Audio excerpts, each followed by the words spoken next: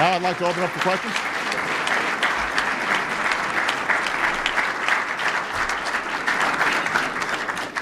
The President has agreed to take questions, and members would be encouraged to raise your hand while you remain in your seat.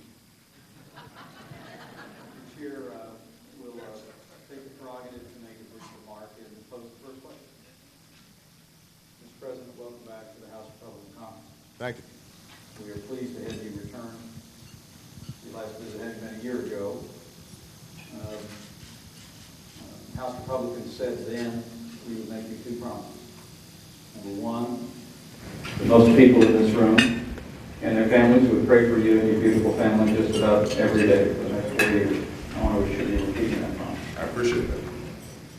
Number two, our pledge to you, Mr. President, was that door is always open. And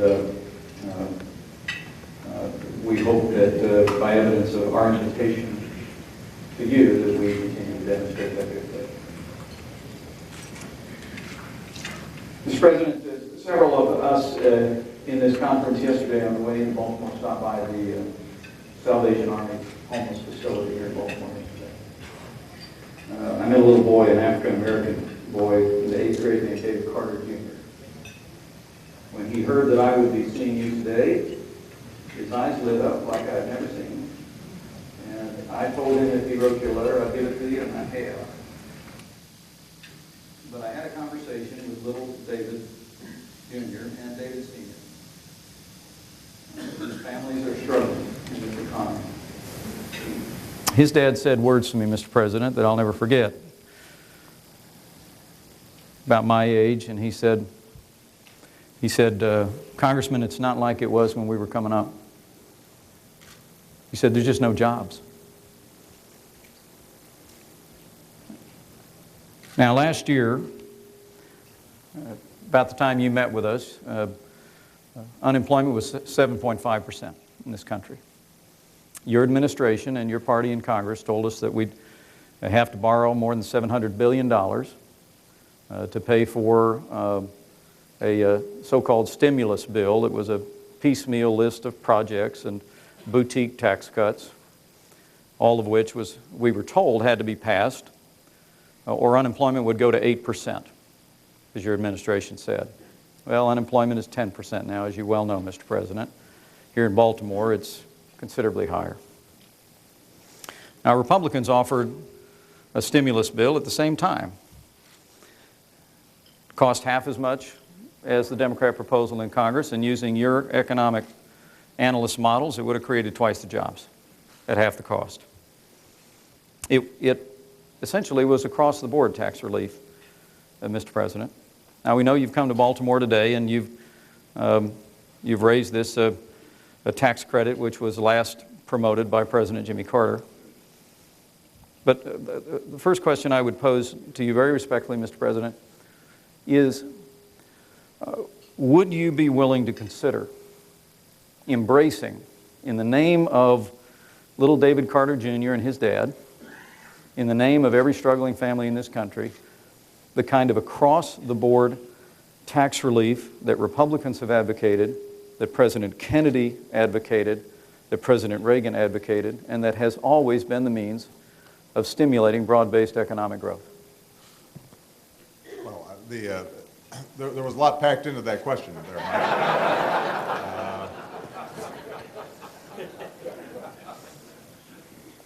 First of all, let me say I already promised that I'll be writing back to that young man and his family. Thank you. And I appreciate you passing on the letter. Let's talk about just the jobs environment generally. You're absolutely right that when I was sworn in, the hope was that unemployment would remain around 8 or in the 8% range. That was just based on the estimates made by both conservative and liberal economists, because at that point not all the data had trickled in. We had lost 650,000 jobs in December. I'm assuming you're not faulting my policies for that. We had lost, it turns out, 100,000 jobs in January, the month I was sworn in. I'm assuming it wasn't my administration policies that accounted for that.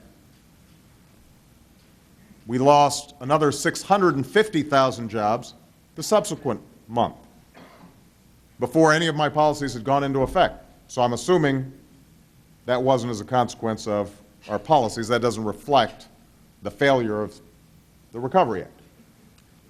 The point being that what ended up happening was that the job losses from this recession proved to be much more severe in the first quarter of last year, going into the second quarter of last year, than anybody anticipated.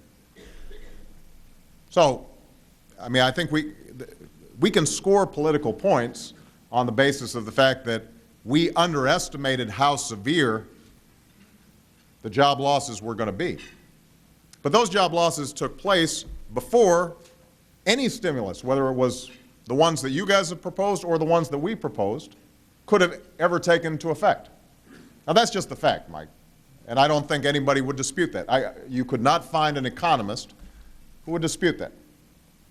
Now, at the same time, as I mentioned, most economists, Republican and Democrat, liberal and conservative, would say that had it not been for the stimulus package that we passed, things would be much worse. Now, they didn't fill a 7 million hole in the number of people who are unemployed. They probably account for about 2 million, which means we still have 5 million folks in there that we've still got to deal with. That's a lot of people. The package that we put together at the beginning of the year, the truth is, should have reflected, and I believe reflected what most of you would say are common sense things. This notion that this was a radical package is just not true.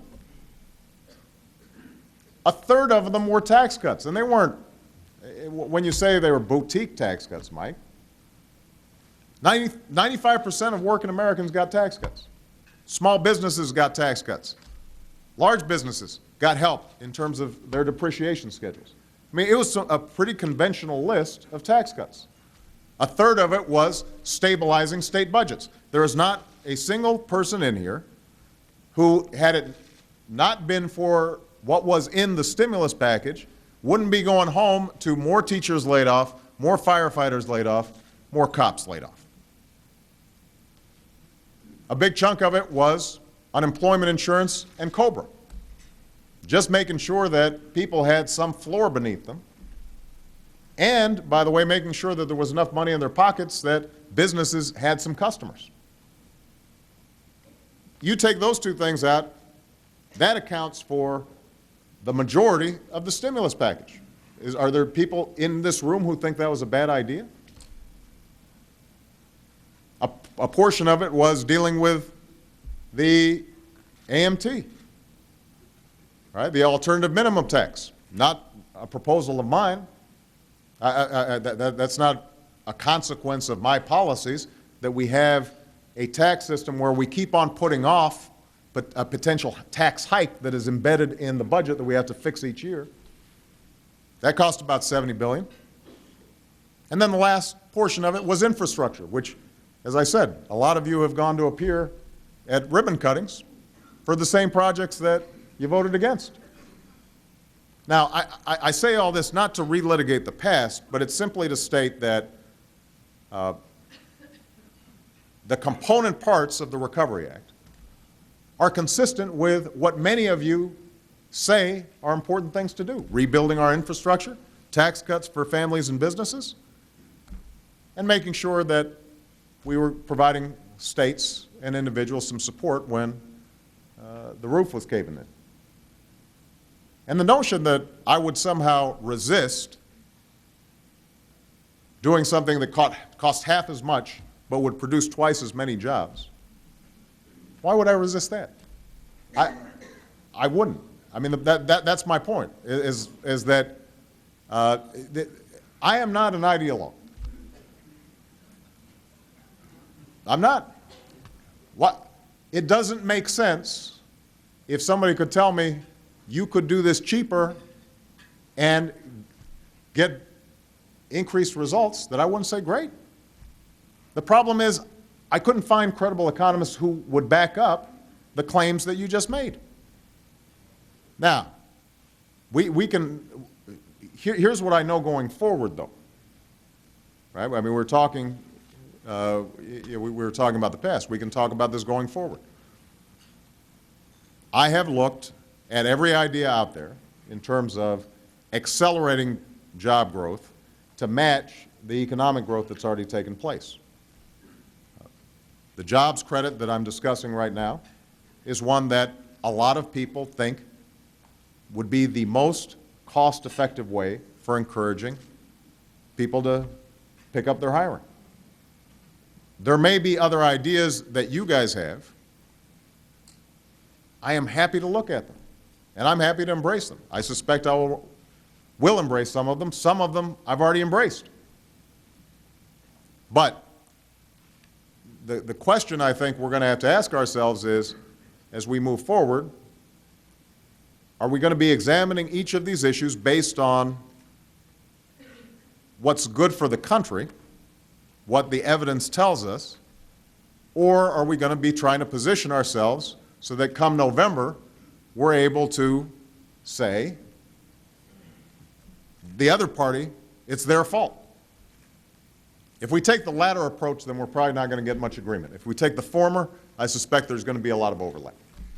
All right? Mr. President, will you consider supporting across-the-board tax relief as President Kennedy did? Okay. Here's what I'm going to do, Mike. What I'm going to do is I'm going to take a look at what you guys are proposing. And the reason I say this, before you say okay, I think this is important to note.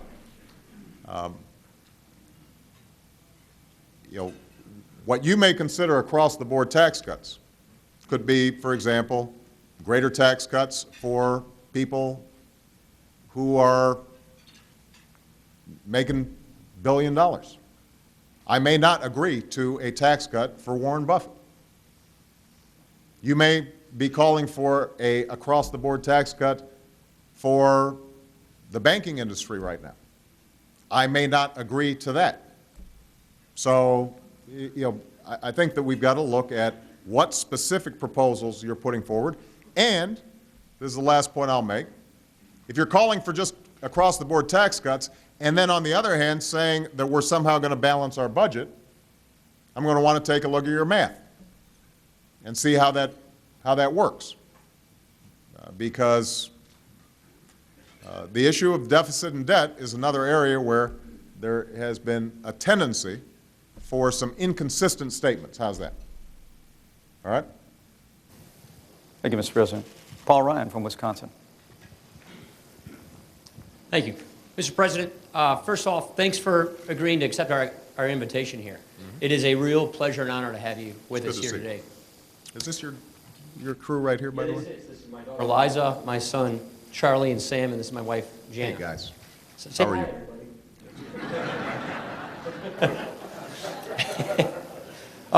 I serve as a ranking member of the Budget Committee, so I want to talk a little budget, if you don't mind.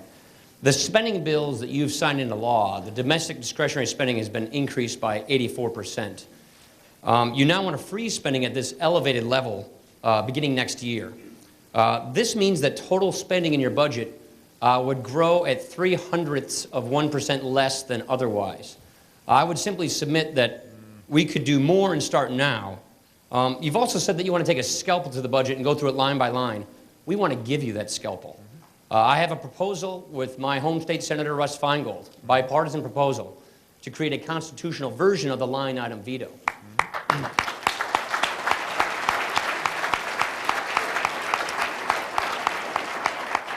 Problem is, we can't even get a vote on the proposal. So my question is, why not start freezing spending now? And would you support a line item veto and helping us get a vote on it in the House? Let me respond to the two specific questions, but I want to just push back a little bit on the underlying premise about us increasing spending by 84%. Now, look, talked to Peter Orszag right before I came here because I suspect I'd be hearing this argument. The fact of the matter is that most of the increases in this year's budget, this past year's budget, were not as a consequence of policies that we initiated, but instead were built in as a consequence of the automatic stabilizers that kick in because of this enormous recession. So the increase in the budget for this past year was actually predicted before I was even sworn into office and had initiated any policies. Whoever was in there, Paul, and I don't think you'll dispute that, whoever was in there would have seen those same increases because of, on the one hand, huge drops in revenue, but at the same time, people were hurting and needed help. And a lot of these things happen automatically. Now, the reason that I'm not proposing the discretionary freeze take into effect this year, we prepared a budget for 2010, it's now going forward, is again, I am just listening to the consensus among people who know the economy best. And what they will say is that if you either increased taxes or significantly lowered spending when the economy remains somewhat fragile, that would have a destimulative effect, and potentially you'd see a lot of folks losing business, more folks potentially losing jobs. That would be a mistake when the economy has not fully taken off. That's why I've proposed to do it for the next fiscal year. So that's point number 2. With respect to the line item veto, I think there's not a president out there that wouldn't love to have it. And I think that this is an area where we can have a serious conversation. I know it is a bipartisan proposal by you and Russ Feingold. I don't like being held up with big bills that have stuff in them that are wasteful, but I've got to sign because it's a defense authorization bill, and I've got to make sure that our troops are getting the funding that they need.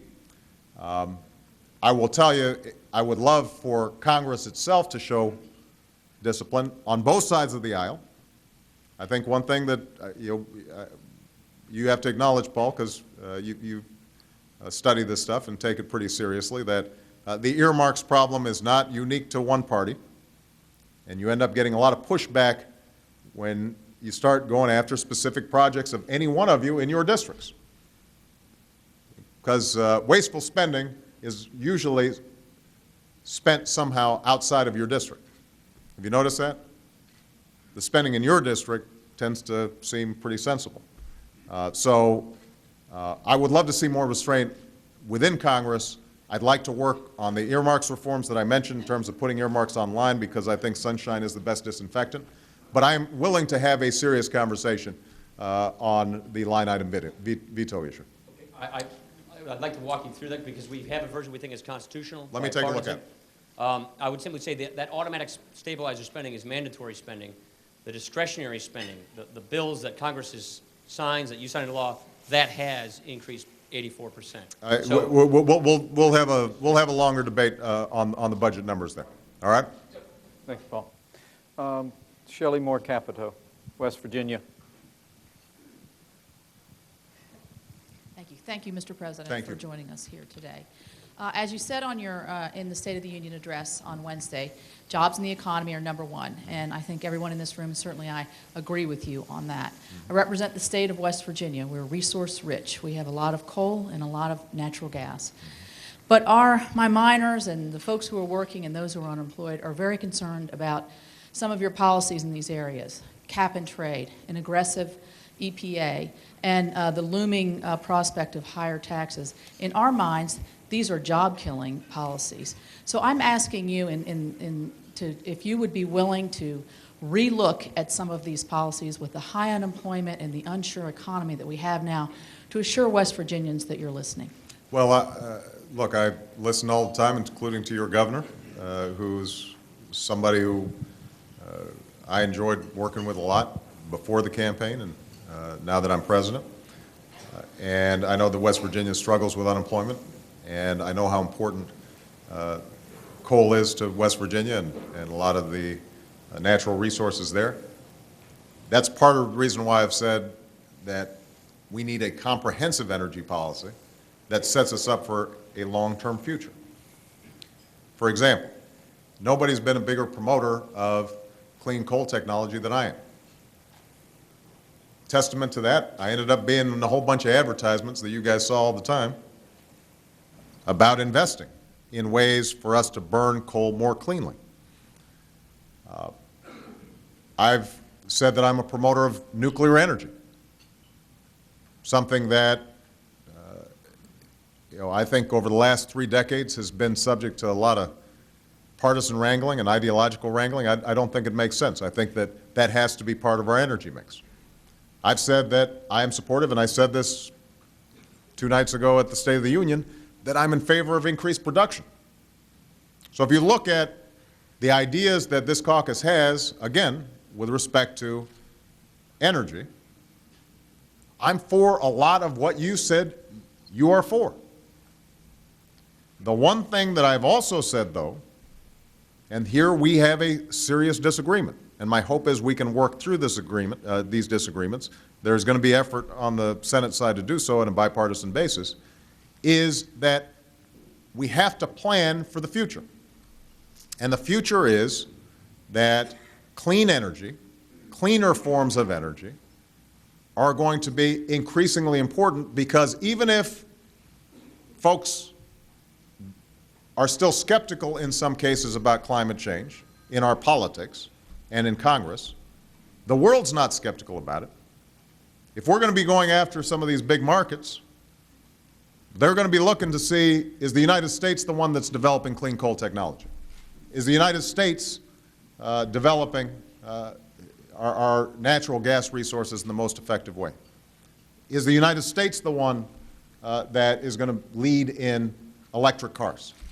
Because if we're not leading, those other countries are going to be leading. So what I want to do is work with West Virginia to figure out how we can seize that future. But to do that, that means there's going to have to be some transition. We can't operate the coal industry in the United States as if we're still in the 1920s or the 1930s or the 1950s. We've got to be thinking, what does that industry look like in the next 100 years? And it's going to be different. And that means there's going to be some transition.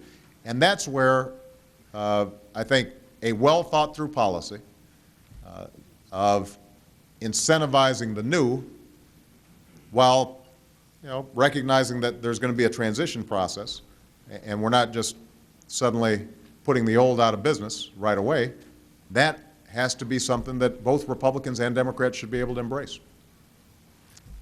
Jason Chaffetz, Utah. Right behind you, Jason. Thank you, Mr. President. It's truly an honor. It's great to be here. And I appreciate you being here. I'm one of 22 House freshmen. Well, we didn't create this mess, but we are here to help clean it up. And you talk a lot about this deficit of trust. There's some things that have happened that I would appreciate your perspective on, because I can look you in the eye and tell you we have not been obstructionists. The Democrats have the House, the Senate, and the presidency. And when you stood up before the American people multiple times and said you would broadcast the health care debates on C-SPAN, you didn't. I was disappointed, and I think a lot of Americans were disappointed. You said you weren't going to allow lobbyists in the senior-most positions within your administration, and yet you did.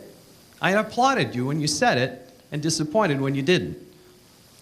You said you'd go line by line through the health care debate, or through the health care bill. And there were 6 of us, including Dr. Phil Rowe, who sent you a letter and said, we would like to take you up on that offer. We'd like to come. We never heard a letter. We never got a call. We were never involved in any of those discussions. And when you said in the House of Representatives that you were going to tackle earmarks, in fact, you didn't want to have any earmarks in any of your bills, I jumped up out of my seat and applauded you.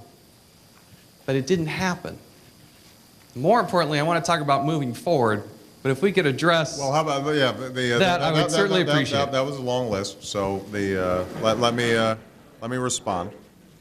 Look, the truth of the matter is that if you look at the healthcare process, just over the course of the year, overwhelmingly, the majority of it actually was on C-SPAN because it was taking place in congressional hearings in which you guys were participating. I mean, how many committees were there that helped to shape this bill? Countless hearings took place.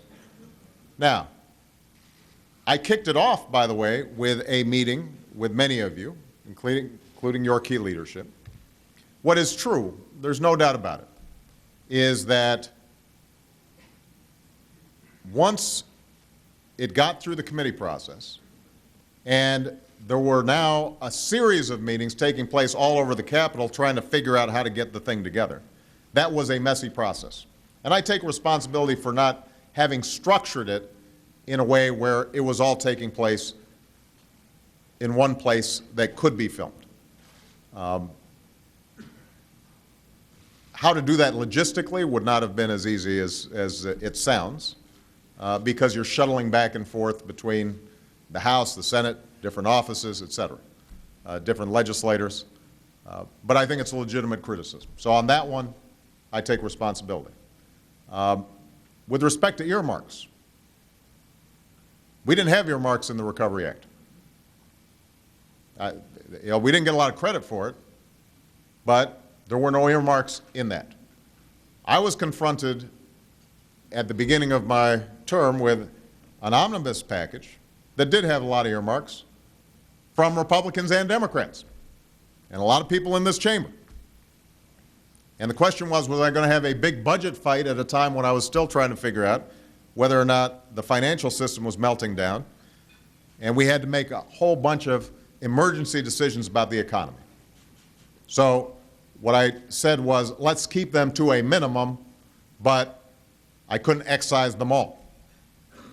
Now, the challenge I guess I would have for you as a freshman is, what are you doing inside your caucus to make sure that I'm not the only guy who's responsible for this stuff, so that we're working together?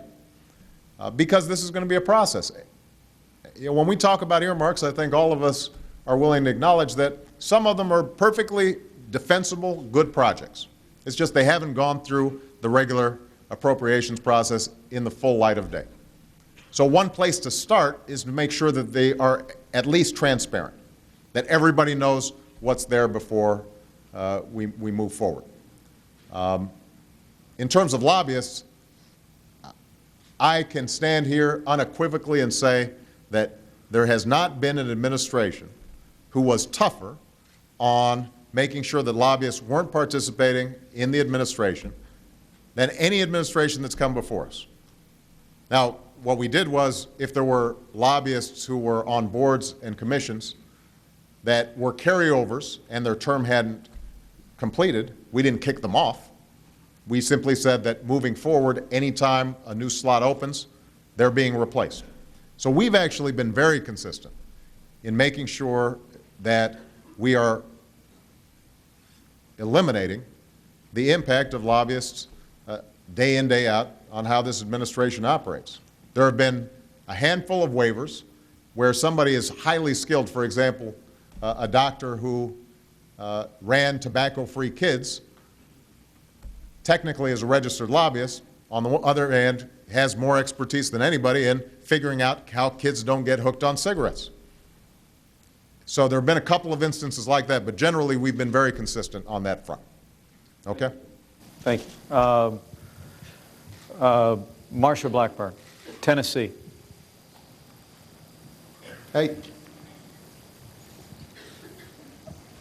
Thank you, Mr. President, and thank you for acknowledging that we have ideas on health care, because indeed we do have ideas, we have plans, we have over 50 bills, we have lots of amendments that would bring health care ideas to the forefront. We've got plans to lower costs, to change purchasing models, address medical liability, insurance accountability, chronic and pre-existing conditions, and access to affordable care for those with those conditions.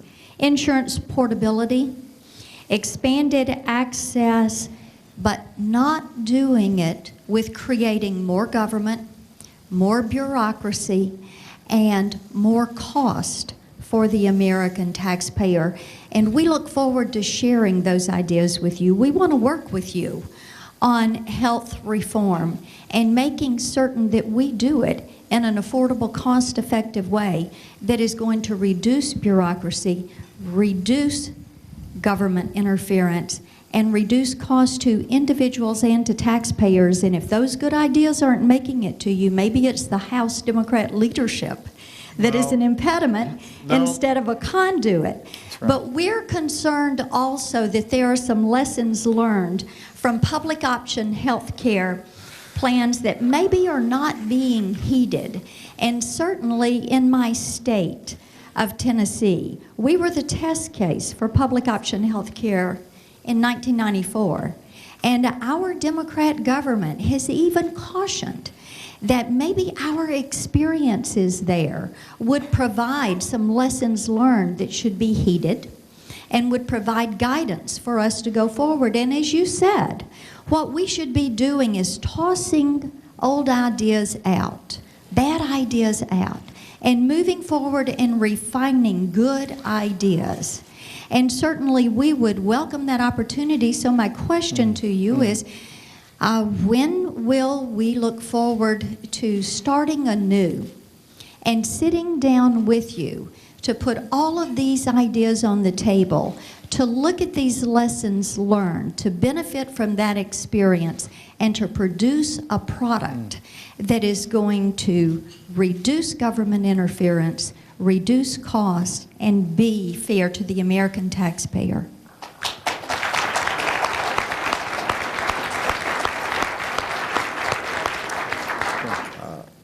Actually, I've gotten many of your ideas. I've taken a look at them, even before I was handed this. Some of the ideas we have embraced and are in our package. Some of them are embraced with caveats. So let me give you an example. I think one of the proposals that has been focused on by the Republicans as a way to reduce costs is allowing insurance companies to sell across state lines. We actually include that as part of our approach. But the caveat is we've got to do so with some minimum standards, because otherwise what happens is that you could have insurance companies circumvent a whole bunch of state regulations about, basic benefits or what have you, making sure that a woman is able to get mammograms as part of preventive care, for example.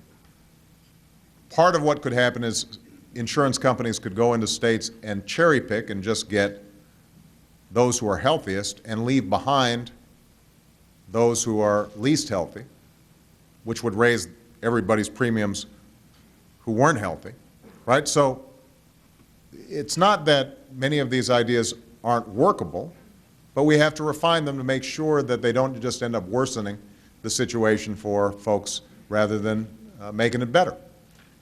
Now, what I said at the State of the Union is what I still believe. If you can show me,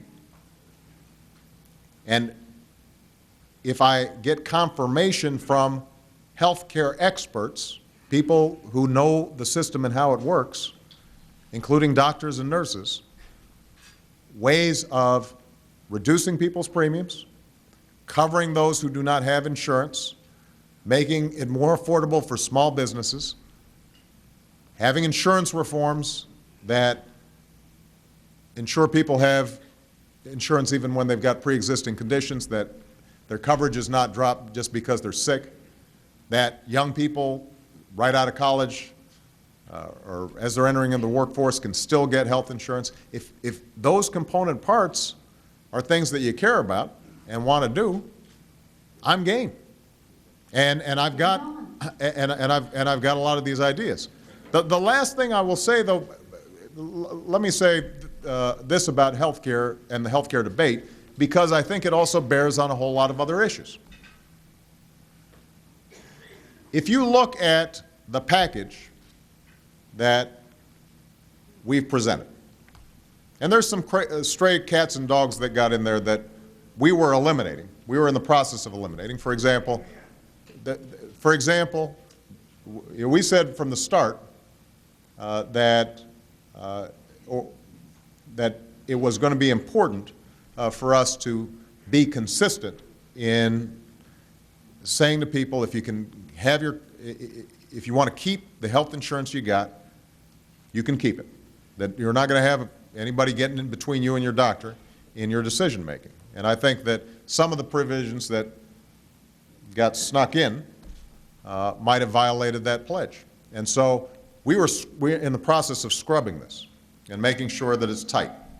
But at its core, if you look at the basic proposal that we put forward, that has an exchange so that businesses and the self-employed can buy into a pool and can get bargaining power the same way big companies do, the insurance reforms that I've already discussed, making sure that there's choice and competition for those who don't have health insurance.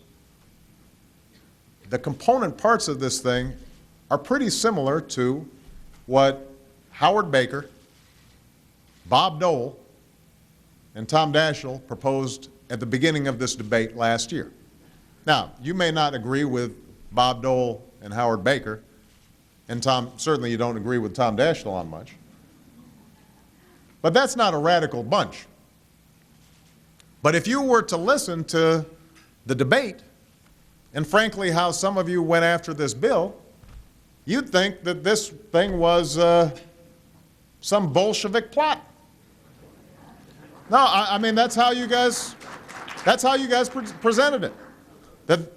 And so I'm thinking to myself, well, how is it that a plan that is pretty centrist,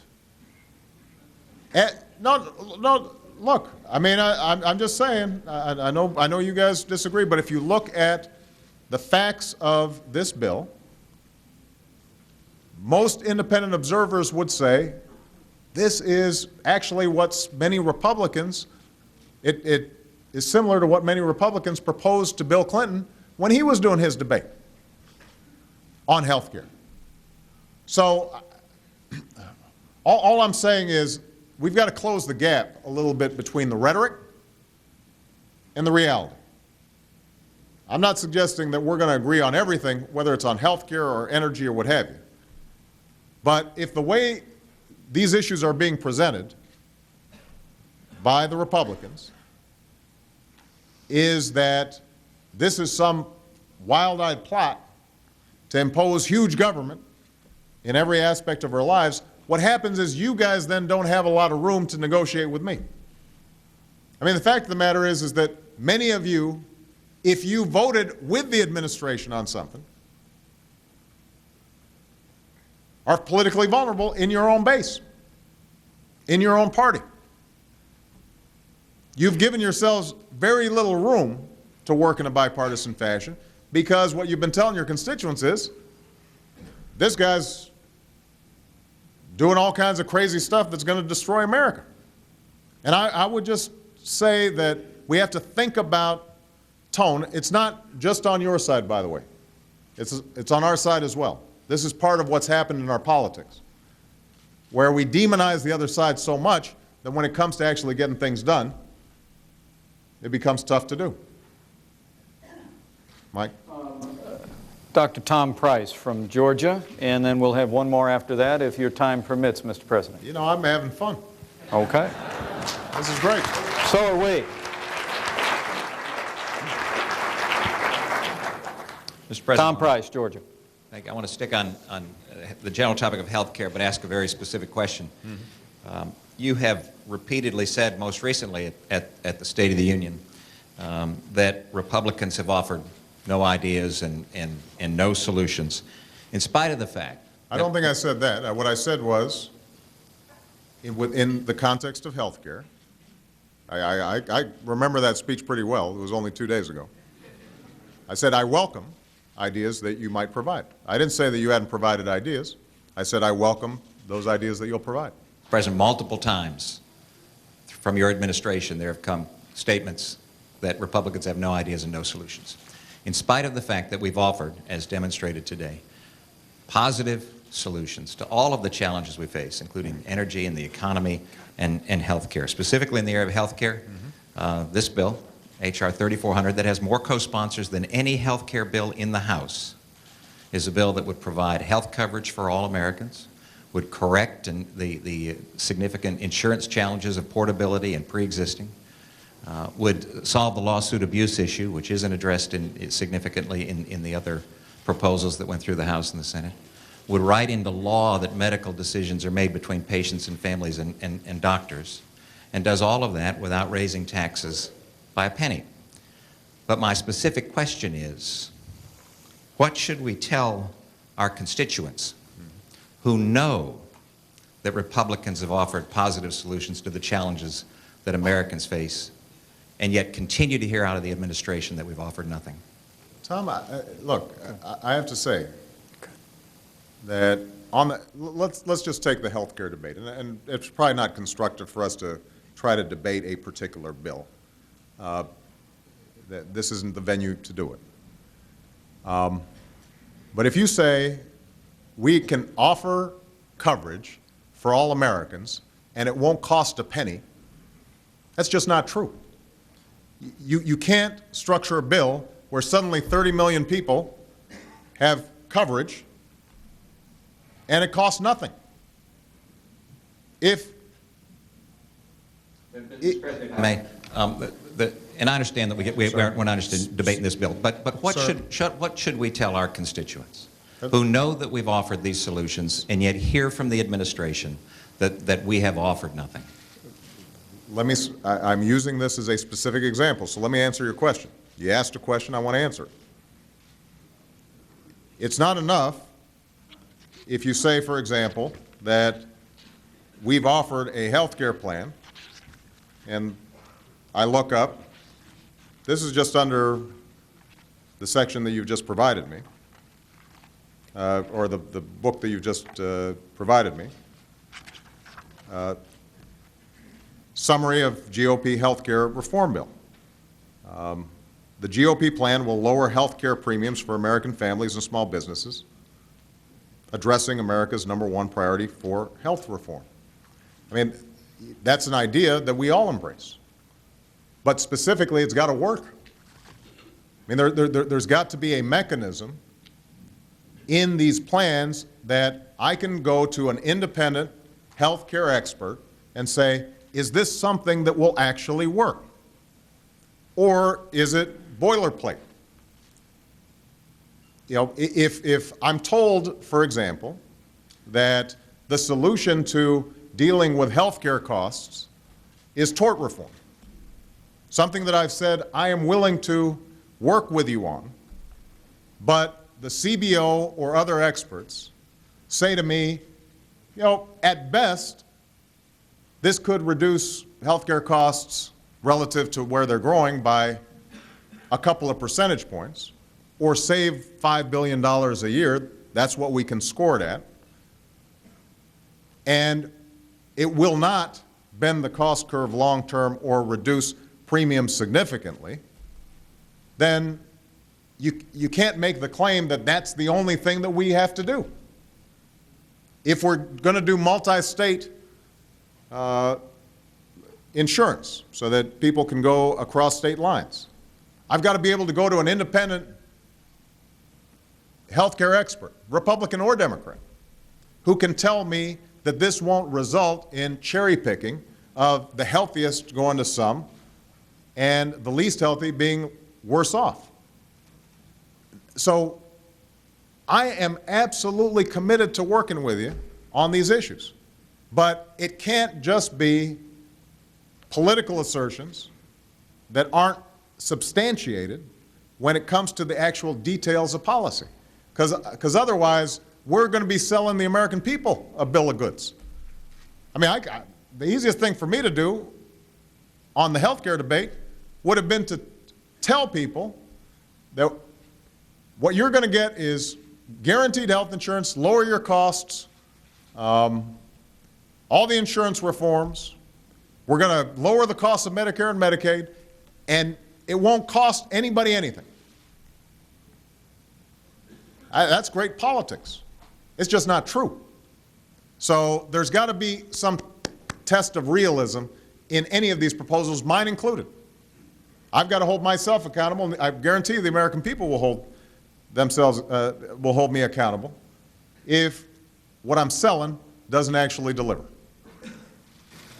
Mr. President, a point of clarification, what's in the Better Solutions book are all the legislative proposals No, I understand. that were I've offered actually read your bills. throughout 2009. I understand. And so rest assured the summary document you received is backed up by precisely the kind of detailed legislation that Speaker Pelosi and your administration have been busy ignoring for 12 months. Right. Wait, hold on a second. Well, No. Hold on a second, guys. You know, Mike, I've read your legislation. I mean, I take a look at this stuff and the good ideas we take. But here's the thing. Here's the thing, I guess, that all of us have to be mindful of.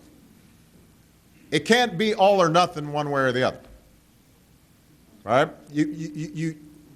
And what I mean by that is this. If we put together a stimulus package in which a third of it are tax cuts that normally you guys would support,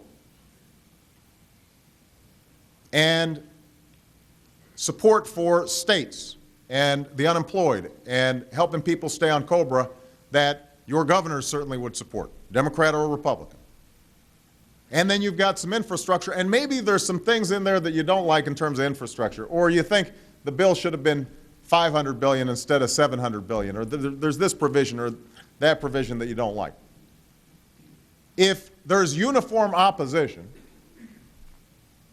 because the Republican caucus doesn't get 100% or 80% of what you want, then it's going to be hard to get a deal done. That's because that's not how democracy works. So my hope would be that we can look at some of these component parts of what we're doing, and maybe we break some of them up on different policy issues. So if the good congressman from Utah has a particular issue on lobbying reform that he wants to work with us on, we may not be able to agree on a comprehensive package on everything, but there may be some component parts that we can work on. You may not support our overall jobs package, but if you look at the tax credit that we're proposing for small businesses right now, it is consistent with a lot of what you guys have said in the past. And just the fact that it's my administration that's proposing it shouldn't prevent you from supporting it. That's my point. Thank you, Mr. President. Peter Roscoe from the great state of Illinois. Oh, Peter's an old friend of mine. Hey, Mr. President. Peter and I have had many debates. Well, this won't be one. Mr. President, I heard echoes today of the state senator that I served with in Springfield, and there was an attribute and a characteristic that you had that I think served you well there. You took on some very controversial subjects. Death penalty reform. You and I negotiated on. Yeah. You took on ethics reform. You took on some big things. One of the keys was you rolled your sleeves up, you worked with the other party, and ultimately you were able to make the deal. Now, here's an observation. Over the past year, in my view, that attribute hasn't been in full bloom. And by that I mean you've gotten this subtext of House Republicans that sincerely want to come and be a part of this national conversation towards solutions, but they've really been stiff-armed by Speaker Pelosi. Now, I know you're not in charge of that chamber, but there really is this dynamic of, frankly, being shut out. When John Boehner and Eric Cantor presented last February to you some substantive job creation, our stimulus alternative, the attack machine began to marginalize Eric, and we can all look at the articles as Mr. No, and there was this pretty dark story ultimately that wasn't productive and wasn't within this sort of framework that you're articulating today. So here's the question. Moving forward, I think all of us want to hit the reset button on 2009. how do we move forward? And on the job creation piece in particular, you mentioned Colombia, you mentioned Panama, you mentioned South Korea. Are you willing to work with us, for example, to make sure those FTAs get called? That's no-cost job creation, and ultimately, as you're interacting with world leaders, that's got to put more arrows in your quiver, and that's a very, very powerful tool for us. But the obstacle is, frankly, the politics within the Democratic caucus. Well, first of all, Peter and I did work together effectively on a whole host of issues. One of our former colleagues is right now running for governor on the Republican side in Illinois. In the Republican primary, of course, they're running ads of him saying nice things about me. Poor guy. Although that's one of the points that I made earlier. I mean, we've got to be careful about what we say about each other sometimes, because it boxes us in ways that makes it difficult for us to work together, because our constituents start believing us. They don't know sometimes this is just politics, what you guys, or folks on my side do sometimes. So just a tone of civility instead of slash and burn would be helpful. The problem we have sometimes is a media that responds only to slash and burn style politics. You don't get a lot of credit if I say, I think Paul Ryan's a pretty sincere guy and has a beautiful family. Nobody's going to run that in the newspapers, right? And by the way, in case he's going to get a Republican challenge, I didn't mean it. Don't want to hurt you, man. But on the specifics, I think both sides can take some blame for a sour climate on Capitol Hill. What I can do maybe to help is to try to bring Republican and Democratic leadership together on a more regular basis with me. That's, I think, a failure on my part, is to try to foster better communications even if there's disagreement. And I will try to see if we can do more of that this year. That's on the sort of the general issue. On the specific issue of trade, you're right, there are conflicts within and fissures within the Democratic Party. I suspect there are probably going to be some fissures within the Republican Party as well. I mean, if you went to some of your constituencies, they'd be pretty suspicious about it, new trade agreements, because the suspicion is somehow they're all one way. So part of what we've been trying to do is to make sure that we're getting the enforcement side of this tight. Make sure that if we've got a trade agreement with China or other countries, that they are abiding with it. They're not stealing our intellectual property. We're making sure that their non-tariff barriers are lowered even as ours are opened up. And my hope is that we can move forward with some of these trade agreements, having built some confidence, not just among particular constituency groups, but among the American people, that trade is going to be reciprocal. It's not just going to be a one-way street. You are absolutely right, though, Peter, when you say, for example, South Korea is a great ally of ours. I mean, when I visited there, there's no country that is more committed to friendship on a whole range of fronts than South Korea. What is also true is that the European Union is about to sign a trade agreement with South Korea, which means right at the moment when they start opening up their markets, the Europeans might get in there before we do. So we've got to make sure that we seize these opportunities. I will be talking more about trade this year. It's going to have to be trade that combines opening their markets with an enforcement mechanism as well as just opening up our markets. I think that's something that all of us would agree on. Let's see if we can execute it over the next several years. All right? Is that it? Jeb Henserling, Texas, and that'll be it, Mr. Jim's going to President. wrap things up? Yes, sir. All right. Jeb, Mr. President. How are you? I'm doing well. Mr. President, a year ago, I had an opportunity to speak to you about the national debt. And something that you and I have in common is we both have small children. Absolutely. And I left that conversation really feeling your sincere commitment to ensuring that our children, our nation's children, do not inherit an unconscionable debt.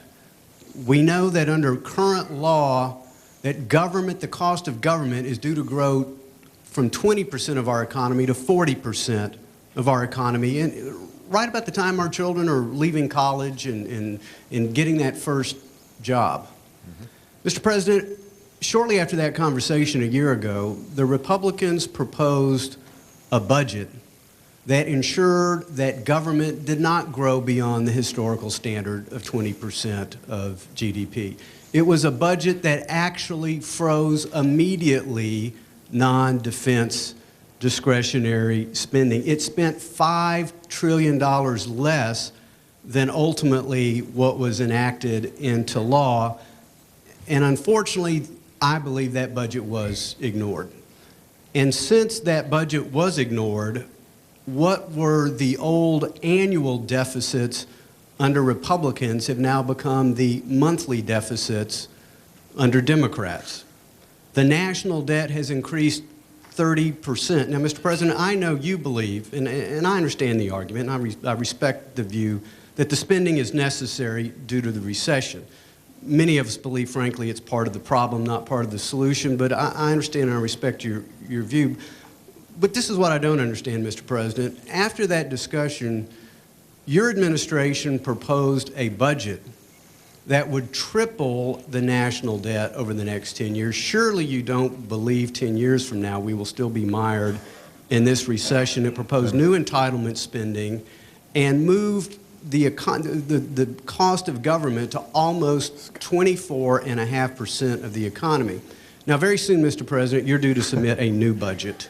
And my question is... Jim, I know there's a question in there somewhere, because you're making a whole bunch of assertions, half of which I disagree with, and I'm having to sit here listening to them. At some point, I know you're going to let me answer. That's the question. You are soon to submit a new budget, Mr. President.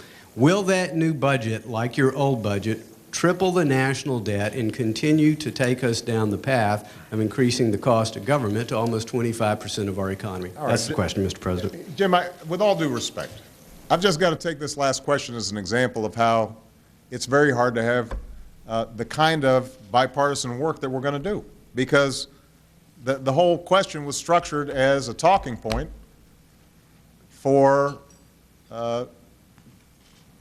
running a campaign. Now, look, let's talk about the budget once again, because I'll go through it with you line by line. The fact of the matter is that when we came into office, the deficit was $1.3 trillion. 1.3. So when you say that suddenly I've got a monthly budget that is higher than the annual, or a monthly deficit that's higher than the annual deficit left by the Republicans, that's factually just not true. And you know it's not true. And what is true is that we came in already with a $1.3 trillion deficit before I had passed any law. What is true is we came in with $8 trillion worth of debt over the next decade. Had nothing to do with anything that we had done. It had to do with the fact that in 2000, when there was a budget surplus of $200 billion, you had a Republican administration and a Republican Congress, and we had 2 tax cuts that weren't paid for. You had a prescription drug plan, the biggest entitlement plan, by the way, in several decades, that was passed without it being paid for. You had 2 wars that were done through supplementals. And then you had $3 trillion projected because of the lost revenue of this recession. That's $8 trillion. Now, we increased it by $1 trillion because of the spending that we had to make on the stimulus. I am happy to have any independent fact checker out there take a look at your presentation versus mine in terms of the accuracy of what I just said. Now, going forward, here's the deal. I think Paul, for example, head of the Budget Committee, has looked at the budget and has made a serious proposal. I've read it. I can tell you what's in it. And there's some ideas in there that I would agree with, but there's some ideas that we should have a healthy debate about because I don't agree with. The major driver of our long-term liabilities, everybody here knows, is Medicare and Medicaid and our health care spending. Nothing comes close. Social Security we could probably fix the same way Tip O'Neill and Ronald Reagan sat down together and they could figure something out. That is manageable. Medicare and Medicaid, massive problem down the road. That's where, that's going to be what our children have to worry about. Now, Paul's approach, and I want to be careful not simplifying this because I know you've got a lot of detail in your plan. But if I understand it correctly, would say we're going to provide vouchers of some sort for current Medicare recipients at the current level. No? 55. Well, no, I understand. I mean, there's a grandfathering in, but just for future beneficiaries, right? That's why I said I didn't want to. I want to make sure that I'm not being unfair to your proposal, but I just want to point out that I've read it, and the basic idea would be that at some point we hold Medicare cost per recipient constant as a way of making sure that that doesn't go way out of whack. And I'm sure there's some details that we grow it at a blend of inflation and health inflation. Right. The point of our plan is, because Medicare, as you know, is a $38 trillion unfunded liability. Right.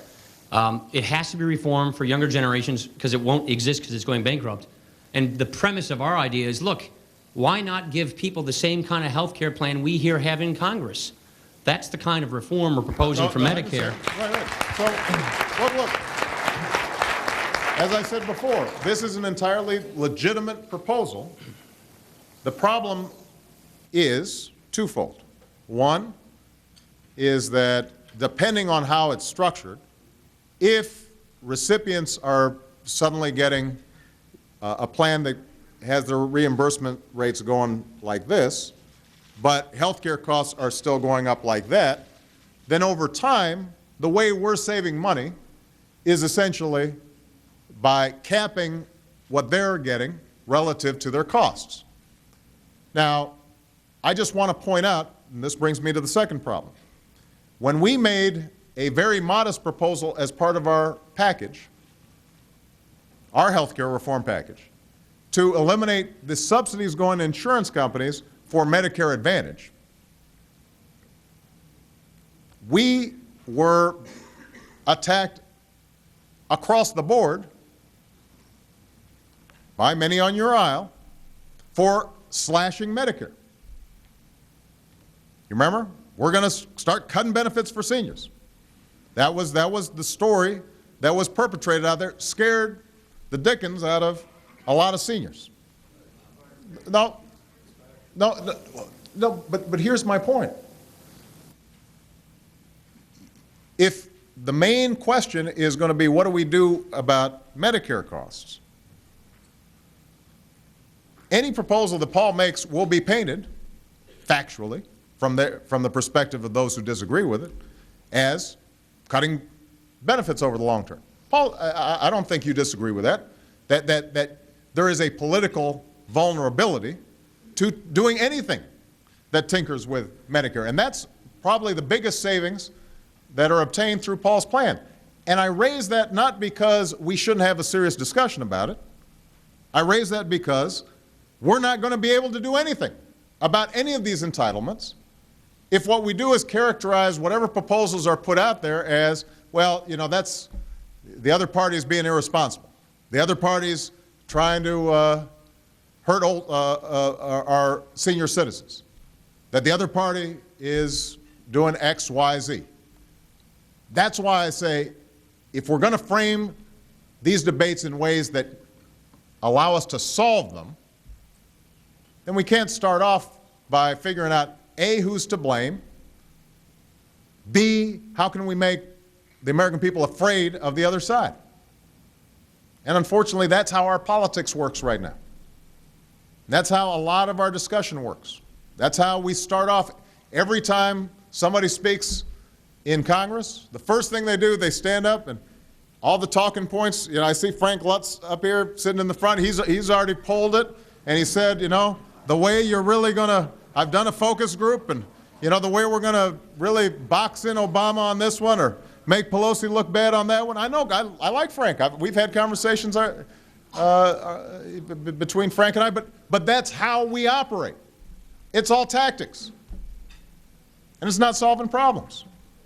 And so the question is, at what point can we have a serious conversation about Medicare and its long-term liability, or a serious question about a serious conversation about Social Security, or a serious conversation about budget and debt, in which we're not simply trying to position ourselves politically. That's what I'm committed to doing. We won't agree all the time in getting it done, but I'm committed to doing it. No. You know, I've already gone over time. He's gone way over, gentlemen. But I'll be happy to take your question, Congressman, offline. Yeah. You can give me a call. Gentlemen, all right. Thank you, everybody. God thank bless the President of the United God bless States. the United States of America. Thank you, everybody.